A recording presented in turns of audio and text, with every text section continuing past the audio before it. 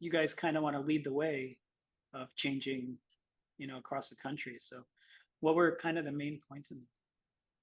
So Arkansas Act 604, and I encourage all of your viewers to Google it. It's out there, but it is our new law for joint custody, and we were the second state to adopt a what's called a rebuttable presumption of 50-50 shared parenting. Kentucky was the first, and they adopted their rebuttable presumption in 2018.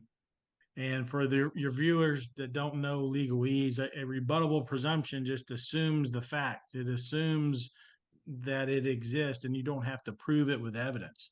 So it's kind of like a starting point in the law Like a that, default? yeah, default presumption. And so we went a step further than Kentucky, though, because Kentucky, um, so for your viewers, burdens of proof that was a big issue for us.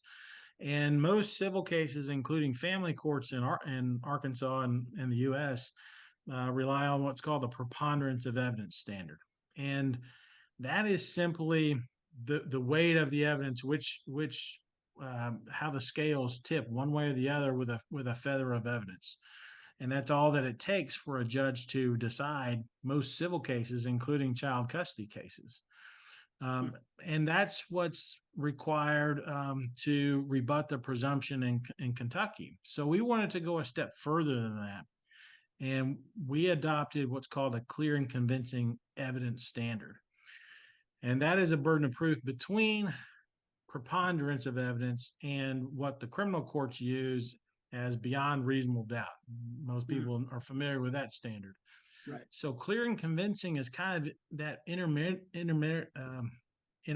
standard between those, and you've got to have real strong evidence to overcome that.